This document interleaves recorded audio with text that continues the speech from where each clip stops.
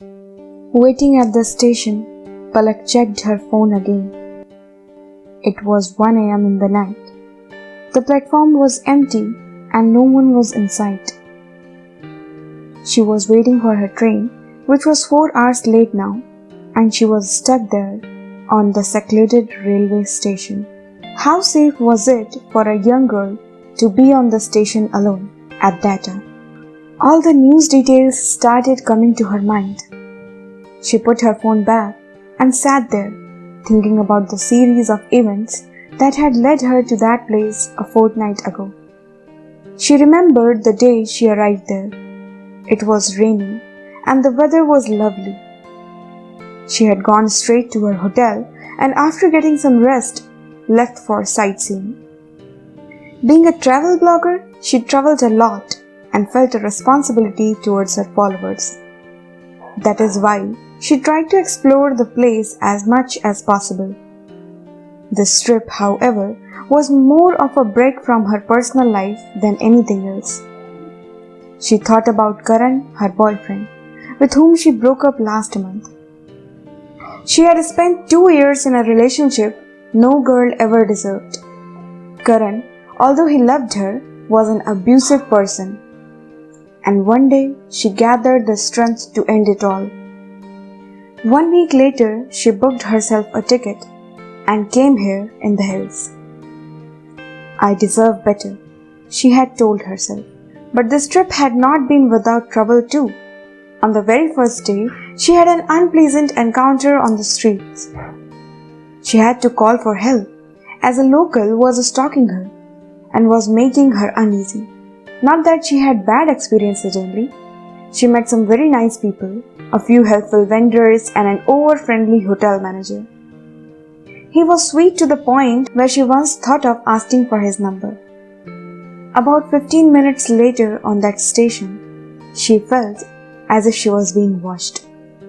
Her female instinct of being stared at told her, there is a person right behind the water cooler and he is staring at you. Is Karan here? Is he following me? Palak did not know whether she should look in that direction or not.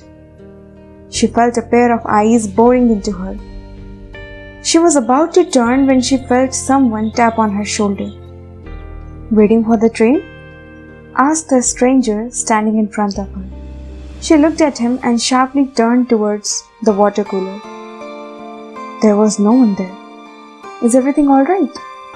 He asked again. Yes, I just felt... You scared me, she murmured. I'm really sorry. I did not intend to, said the stranger politely.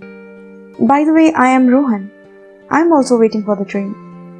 She shook his hand. I'm Palak. Nice to meet you. I was getting bored here alone. They sat there waiting for the train and occasionally talking.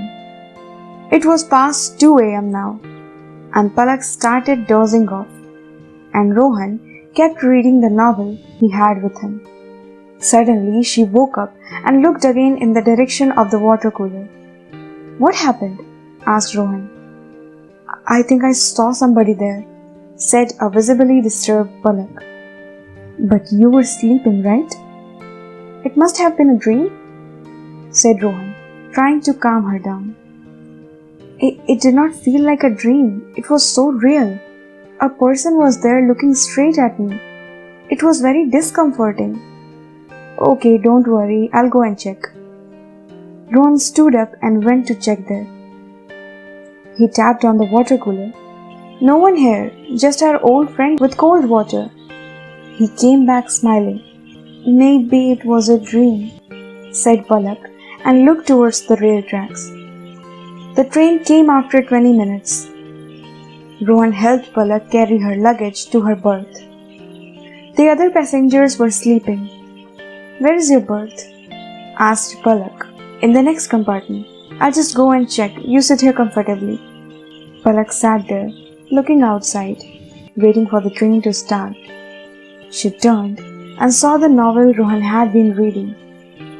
What's so interesting in this? She picked it up.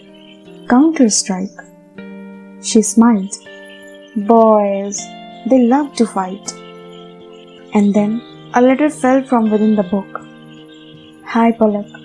She felt uneasy by the first words itself. Does he know me? I don't remember meeting him before tonight. She convinced herself to read forward. I wanted to give you this letter personally. But by the end of this letter, you will understand why I did this.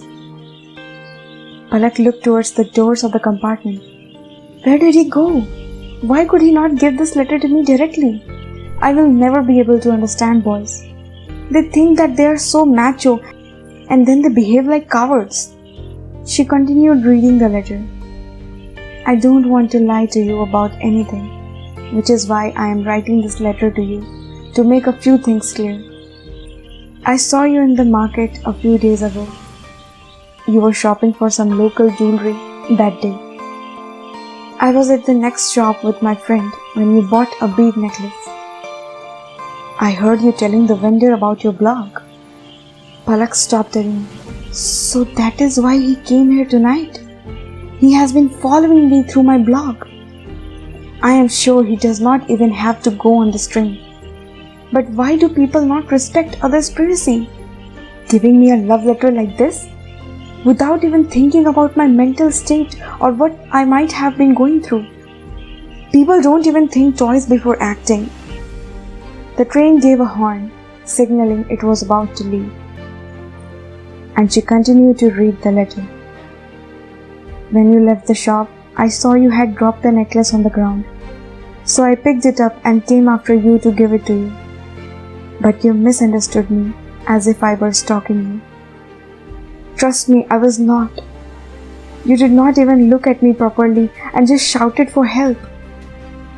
You don't know what happened after that. After those people held me, they beat me up badly.